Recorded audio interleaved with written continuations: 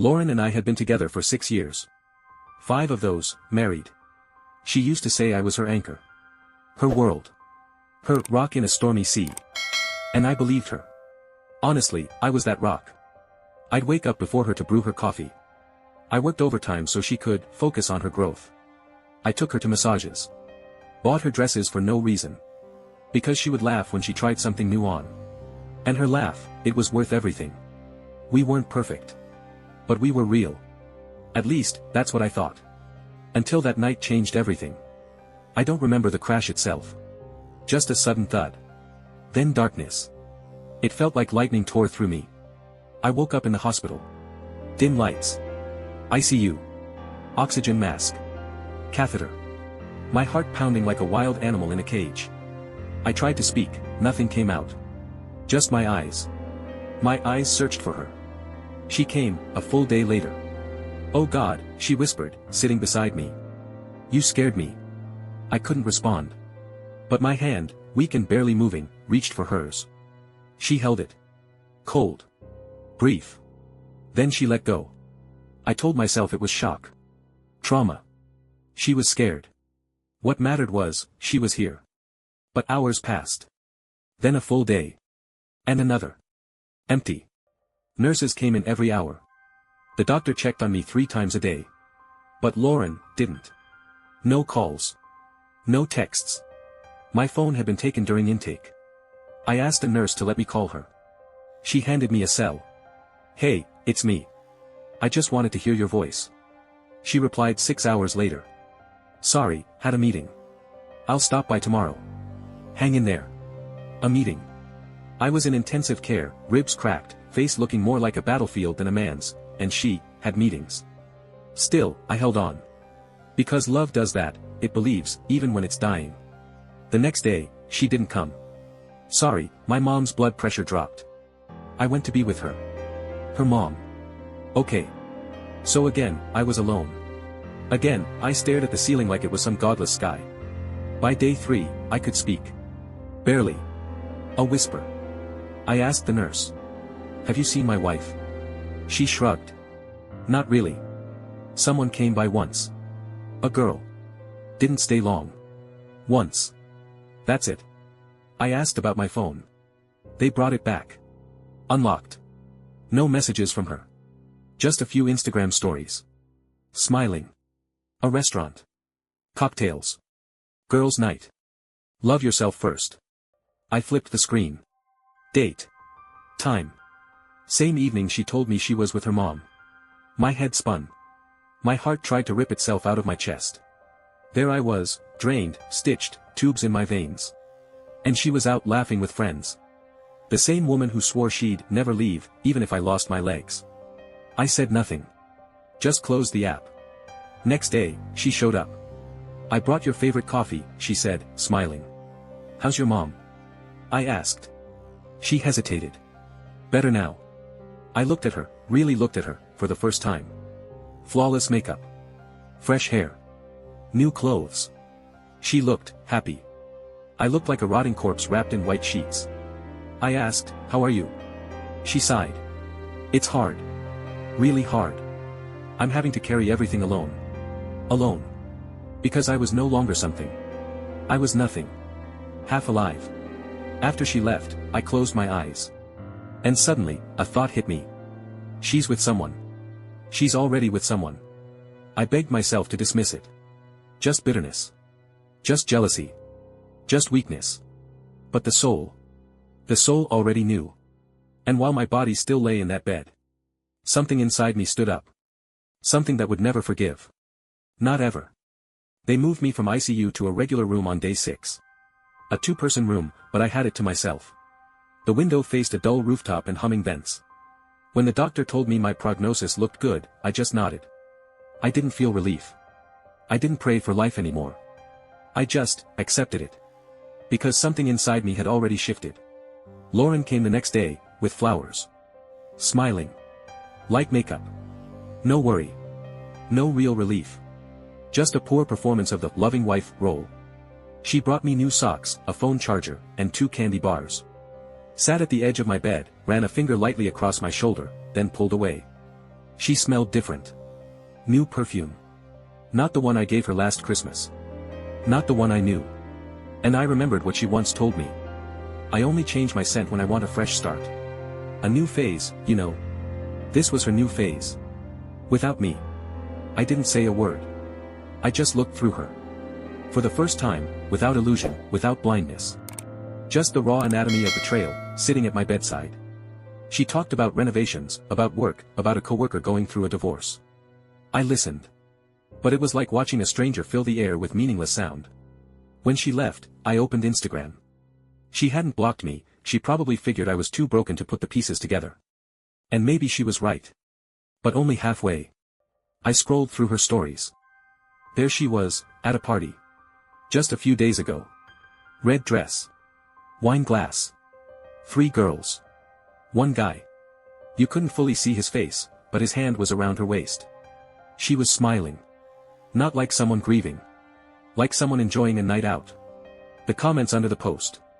Queen smiling face with heart eyes. Hot AF, as always fire. Who's the guy? Eyes. She didn't reply. But she liked the one with the heart. Who's the guy? Red heart. I set the phone down. Almost ripped my 4 out. The next day, a nurse brought me coffee. Not protocol. Just kindness. You're so quiet, she said softly. But your eyes, they look like you're planning something. I gave a dry laugh. How long you been doing this? I asked. Long enough, she smiled. Sometimes I see more than I want to. She walked out. And I thought, she's right. I was planning something. But for now, I was preparing myself. Lauren kept visiting every other day. Always put together. Always scrolling on her phone. She spoke in circles, like a cat playing with its tail. I asked, where were you on Wednesday? I tried calling you. I just wanted to hear your voice. She blinked. I was home. Just, overwhelmed. You know how it is. But I had seen the photo. And people don't go to bars in slippers. I didn't confront her. I smiled. Nodded. Thanked her for the coffee. But inside. A new compass was forming. I learned to get up on my own. Despite the pain. I learned to hold a spoon again. To walk, first 1 meter, then 3, then 5. Physically, I was wrecked. But every step was a step towards someone else. Someone colder. Harder. Silent. One night, I checked her friends' accounts. They were all at the same party. And in one photo, there he was. Full view. Shirt. Watch. Beard. He wasn't just some guy. He sat next to her. Her hand on his knee. His hand on her back. And something inside me broke. For good. She hadn't just failed to support me while I was dying. She celebrated my absence. I didn't scream. Didn't throw things. I just lay there. Staring at the ceiling. And teaching myself to breathe without illusions. The next morning, I looked in the mirror. My face was still swollen. A scar ran down my cheek. Eyes hollow. I stared for a long time. And I said aloud. You survived. Now repay the favor. It wasn't rage. It was a vow. I didn't want her back. I didn't want answers. I wanted her to hit rock bottom. The same way I had, alone, helpless, discarded. And I made a decision. I'd survive. Grow stronger. And come back. To destroy everything she built from my blood. When they finally discharged me from the hospital, she was there, with flowers. The funny thing? I'm allergic. She didn't even remember. Or didn't care to. She hugged me like I was made of porcelain. Fragile.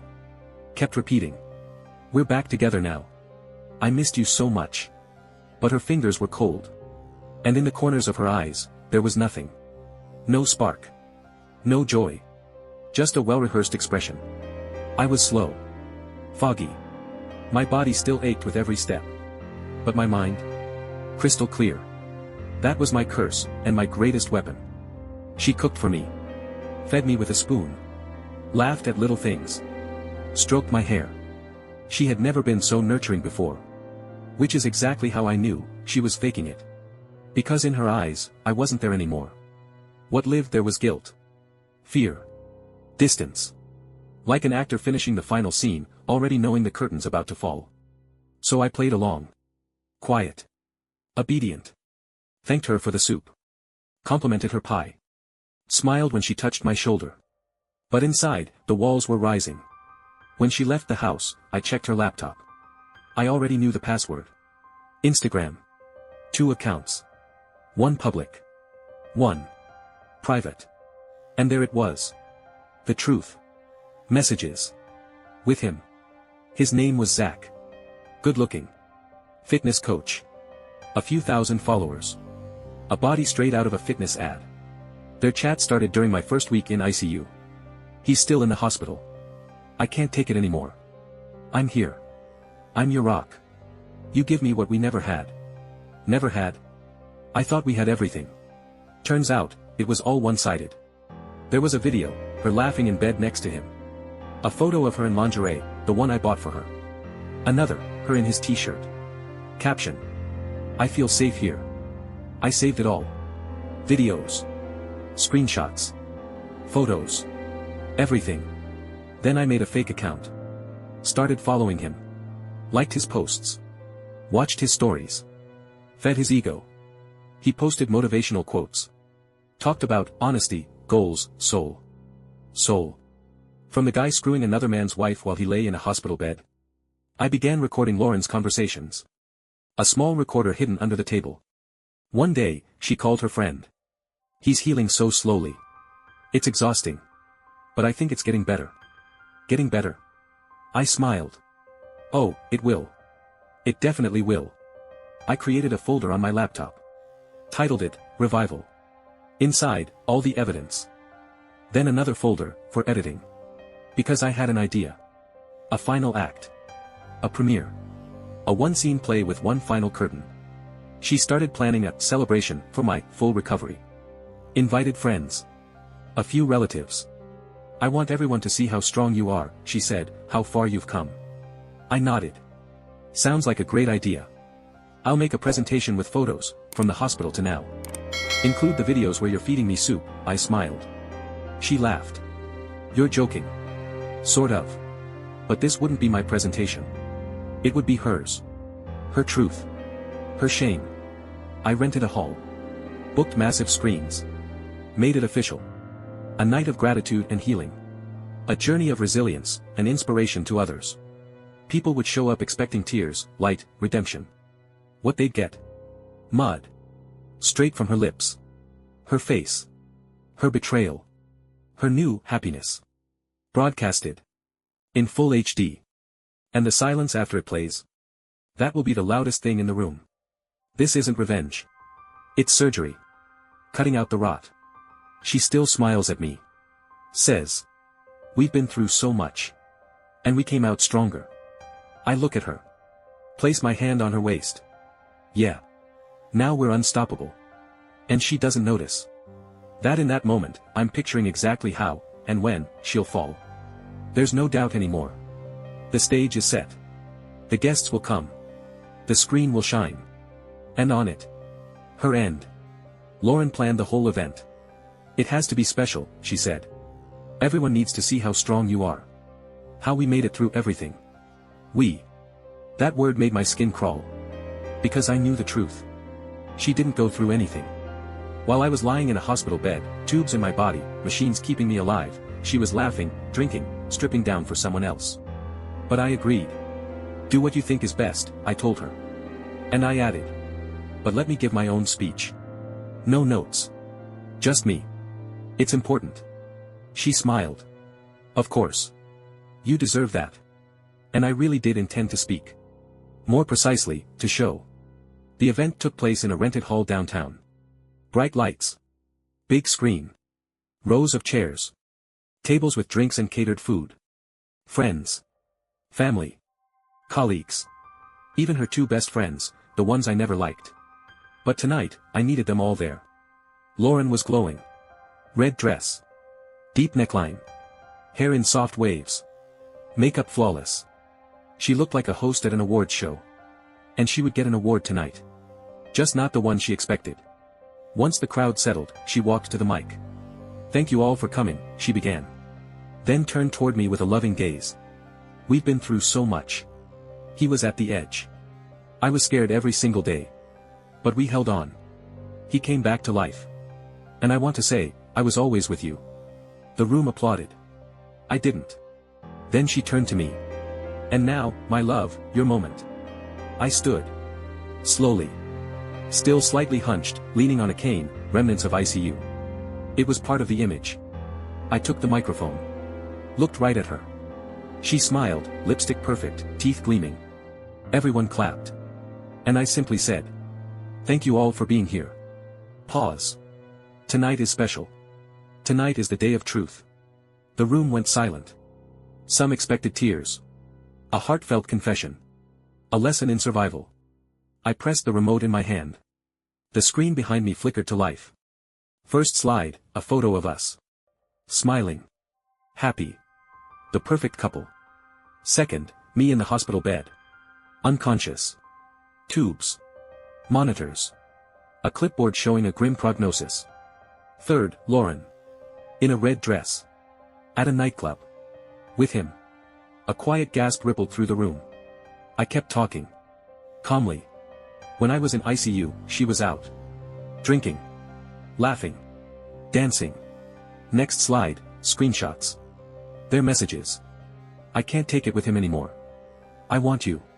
When all this ends, I'll be yours completely. Tell me we're real. Then, the photo of her in bed. His arm wrapped around her. You could have heard a pin drop. I stood silent for a moment. Let it land. Then said. She lied to me. To you. To everyone. She called it love. Support. But in truth, she was just waiting for me to die. And I didn't. The final slide, a video. Her voice. You know, it would have been easier if he hadn't survived. I wouldn't have to deal with all this. Someone in the audience covered their mouth. Someone else was crying. Her mother turned pale. I looked at Lauren. She stood frozen. Shoulders shaking. Eyes wide and empty. Lips trembling. She stepped toward me. This isn't what it looks like. I stepped back. No. It's exactly what it looks like. I turned to the audience. I'm not asking for sympathy. This isn't revenge. I just showed you the truth. And now each of you will decide who you stand with. Then I looked at her, one last time.